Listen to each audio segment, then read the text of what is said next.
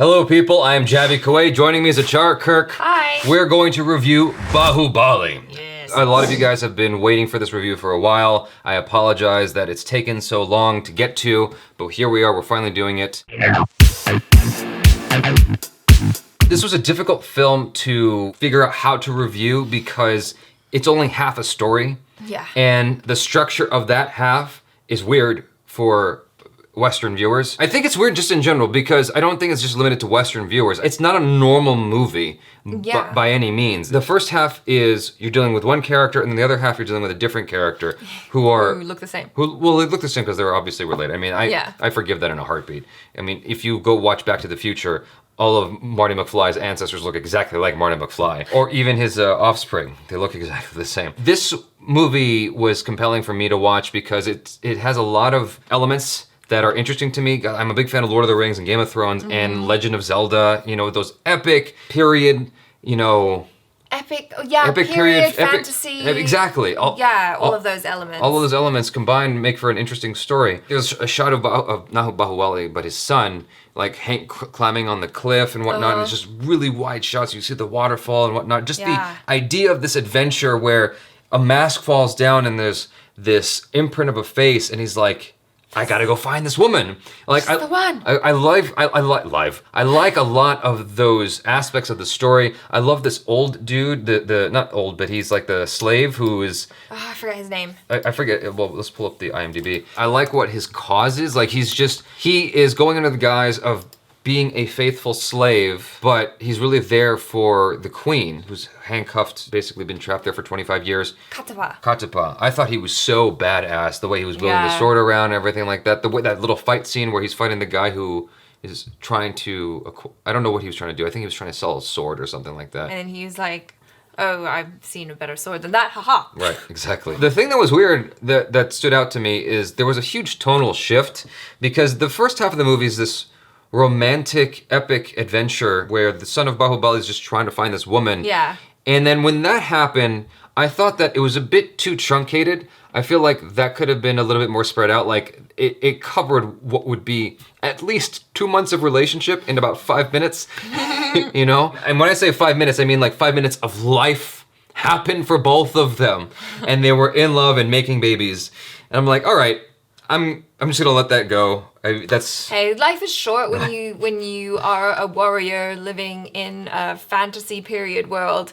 Like you meet a girl, she looks beautiful, you get along, you're like, boom, babies. Right. I think that also there was a time when, you know, you chose someone and that was the person for life. Yeah. Like there wasn't a whole lot of thought. There wasn't the nuances of relationships that we have today where there's more, you can be a lot more complex. Life was a lot simpler. There were no, you know, iPhones. So, no Tinder. No Tinder, no TV. It was very simple. Oh, you know what? I like you. Let's get married. Yeah. You know, very, very quick. Like in The Godfather, Al Pacino sees that Italian woman. He's like, I want to marry her. There's not even 2 seconds thinking about it, you know? And so I guess thinking of it like that, in that kind of context, it's more forgivable. But just as a modern person, it was a little weird. Like they literally just met and she's got this you know, virtue about this philosophy. And she's just kind of throwing it all away because I had an issue with that. That was the one thing that I kind of had an issue about because here she was, this amazing warrior who was also gorgeous. And then there was a whole thing with the leader of the group who was like, oh, you know, basically stop worrying about your looks and just focus on the task at hand. Yeah. And then she's very committed to her cause, meets Bahubali Jr. Yeah.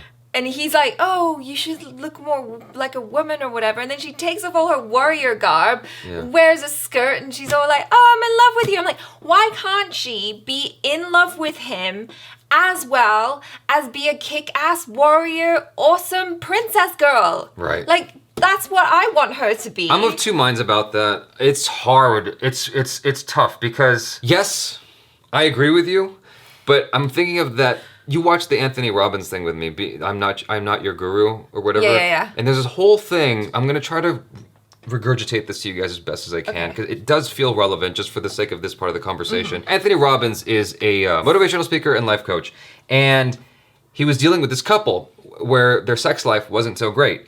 And it was because the guy he wasn't taking charge of the situation. So Anthony Robbins relayed this story about a lion who thought he was an ostrich or something like that. This lion grew up with other... Sheep, that's right.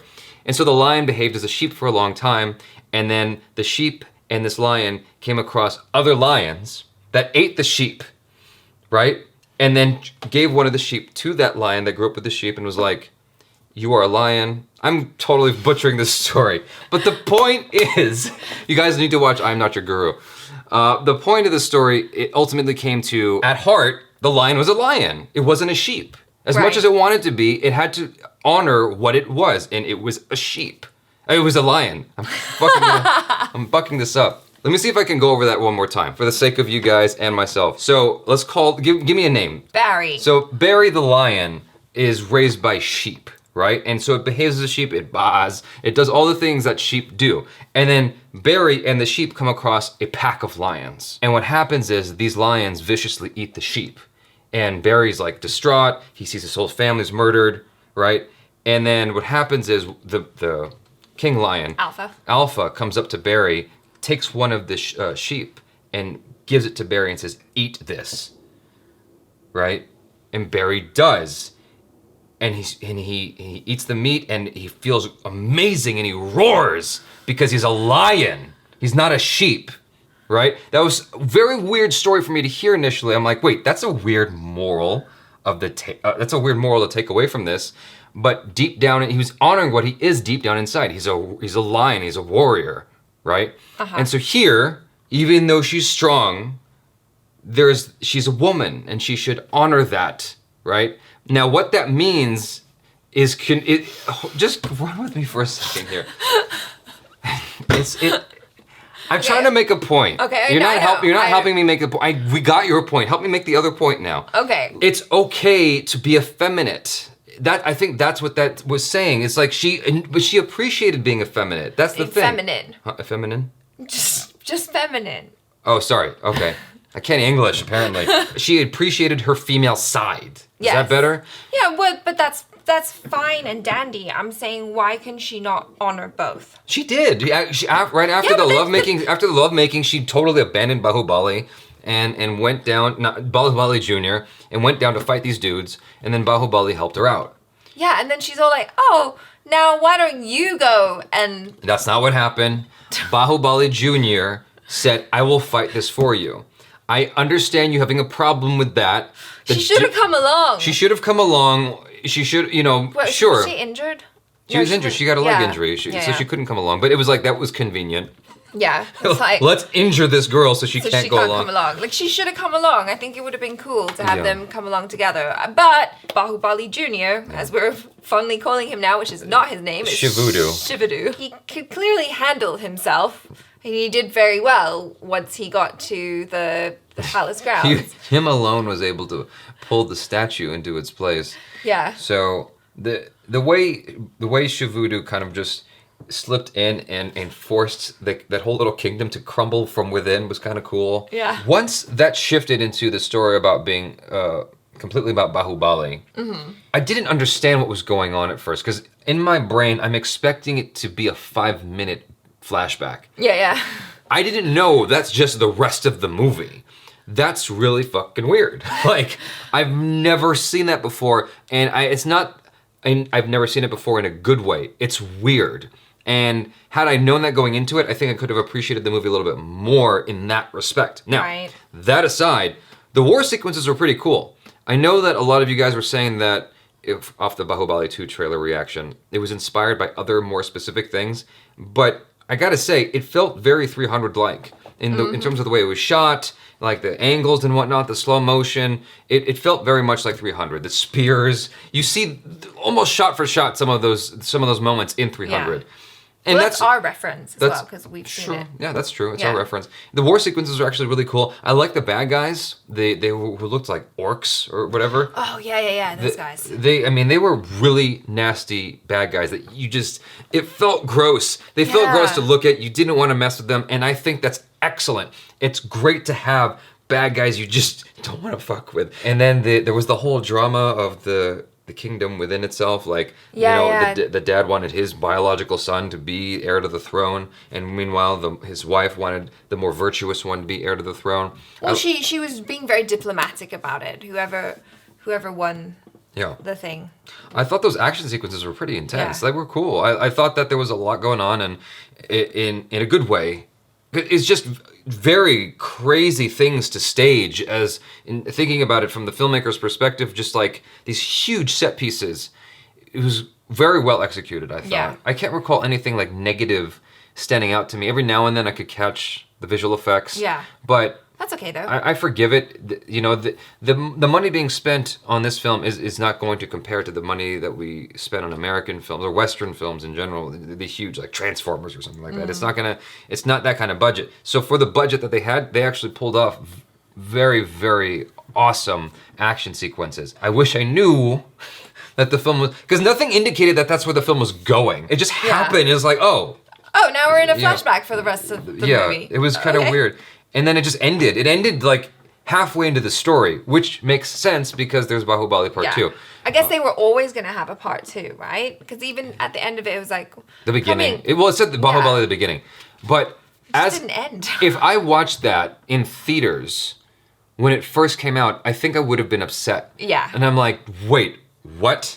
The rest of this movie is coming out in 2016, and then it gets delayed to 2017. I would be so frustrated. I'm like, this is such a cock tease. And it ends on such a cliffhanger as well. Yeah. But despite that, knowing what the film was trying to do, I actually respect it. And more in retrospect, I'm like, okay, I get what they're trying to do. It's almost like Kill Bill Volume 1 and 2. The second volume didn't come out for a while, and you had to wait to finish that story as well.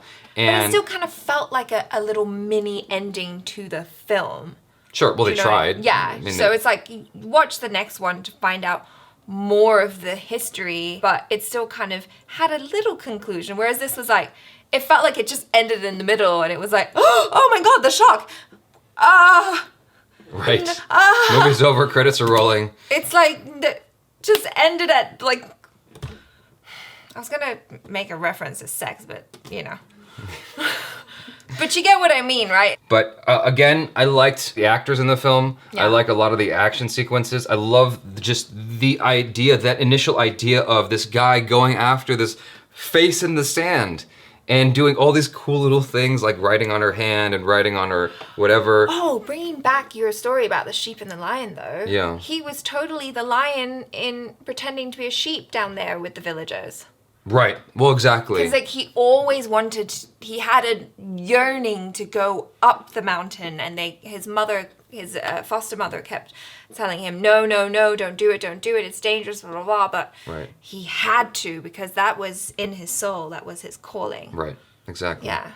Anyway, so we enjoyed the movie, you guys, and we're looking forward to watching Bahubali Part 2. Yes. Hopefully this gives us a complete picture, and that picture is awesome. Yes. That's the hope. And let us know what you guys thought of our thoughts. And how you feel about Bahubali. Like, I honestly am not sure how people feel about it. It seems like everyone is very excited about the sequel, so I imagine everyone loved the first one, and what we did was blasphemous by saying anything negative about it. But we're trying our best to be honest with you guys and real about how we felt about it. But we liked it. Yes, we liked enjoyed the film as a whole. Yeah, exactly. Just gonna name off some cool names at random. Rohit Rao, Rishab Ketarpal, Swadhin Sangram Swain, Akruti Desai, Imran Bipari, Viru, and Sagar Rai. Oh, and Amol Srivastava. Thank you guys so much for helping out with the KOAY family to help us keep doing what we do here. Your generous contribution on patreon.com helps us to keep making videos to keep everybody happy. Thank you so much. I'm Jaby KOAY. Peace out.